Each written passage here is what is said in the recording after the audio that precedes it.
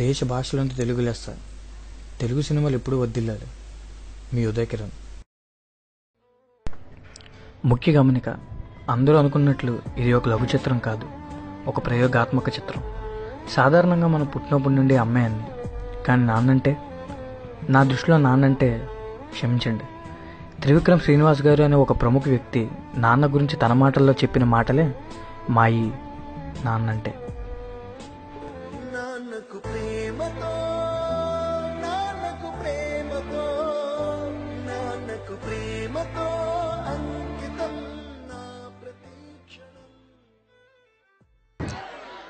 అంటే నా ఫీలింగ్ ఏంటంటే, సామాన్యంగా అందరూ అమ్మ గురించి మాట్లాడతారు. ఇప్పుడు అమ్మ నవమాసాలు మోస్తుంది, కంటుంది, మనని పెంచి పెద్ద చేస్తుందని.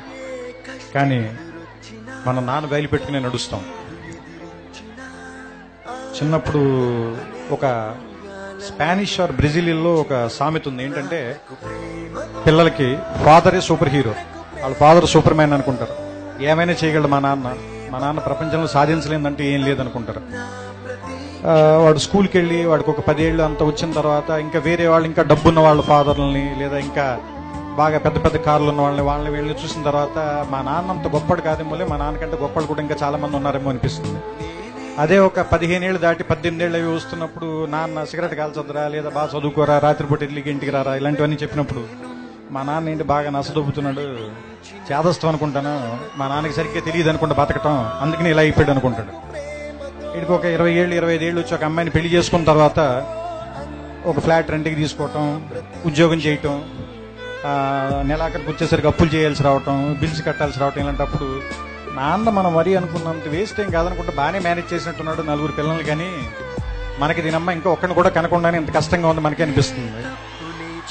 ఆ తర్వాత ఒక 35-40 దాటిన తర్వాత పిల్లలు కొంచెం పెద్దవాళ్ళు అవుతుంటే స్కూల్ ఫీజులు, ఆ తర్వాత వాళ్ళకి ఏదైనా ఒంట్లో బాగున్నప్పుడు రాత్రిపూట హాస్పిటల్కి పరిగెత్తటాలు, ఏదైనా కష్టం వస్తే డబ్బుల కోసం ఎత్తుక్కోవటాలు, ఇలాంటప్పుడు నాన్న గుర్తుంచి కళ్ళలో నీళ్ళు వస్తాయి.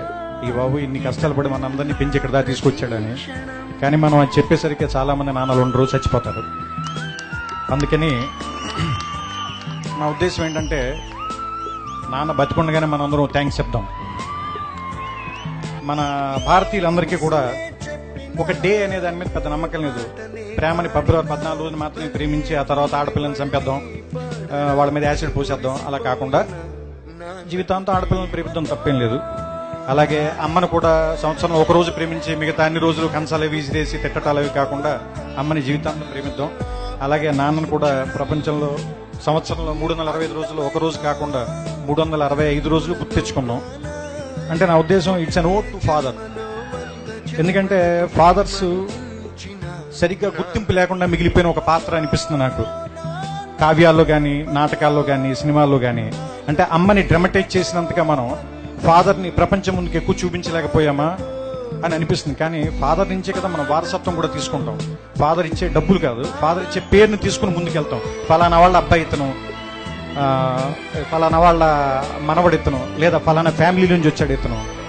సో అంటే ఫాదర్ దగ్గర నుంచి మనం ఇన్ని తీసుకున్నప్పుడు, ఫాదర్ దగ్గర నుంచి మనం సంస్కారం తీసుకున్నప్పుడు, ఫాదర్కి తిరిగి మనం ఏమి ఇవ్వగలం? కృతజ్ఞత. ఫాదర్ కృతజ్ఞత కోరి మనం పెంచడు కదా, మరి ఏమిద్దాం? ఒక జ్ఞాపకంగా గుర్తుపెట్టుకున్నాం, మర్చిపోతాం. చిన్నప్పుడు ఆయన భుజాల మీదే నుంచుని ప్రపంచాన్ని చూస్తాం, ఆయన వేలు పట్టుకుని నడక నేర్చుకుంటాం, ఆయన ఒళ్ళో కూర్చుని చదవటం నేర్చుకుంటాం, ఆయన ఒళ్ళో కూర్చుని ప్రపంచాన్ని చూడటం నేర్చుకుంటాం. ఆయనతో పాటే ఆయన స్కూటర్ డ్రైవ్ చేస్తుంటే ఆయన ముందు నుంచుంటాం, ప్రపంచం మొత్తం మనమే గెలుస్తున్నాం అనుకుంటాం. ఆయన వెళ్ళిపోయిన తర్వాత ఒంటరిగా ఉన్నామని ఎప్పుడు అనుకోద్దు. మన వెనకాల కనపడిన ఒక నీడలాగా నాన్న ఎప్పుడు మనతోనే ఉంటాడు. ఇది చెప్పడం ఈ సినిమాలో నా ఉద్దేశం.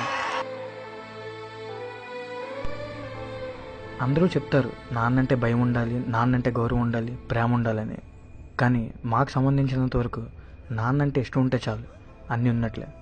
అలా నాన్నని ఇష్టపడే ప్రతి ఒక్కరికి, ప్రతి తండ్రికి, ముఖ్యంగా త్రివిక్రమ్ శ్రీనివాస్ గారికి మా ఈ చిత్రం అంకితం.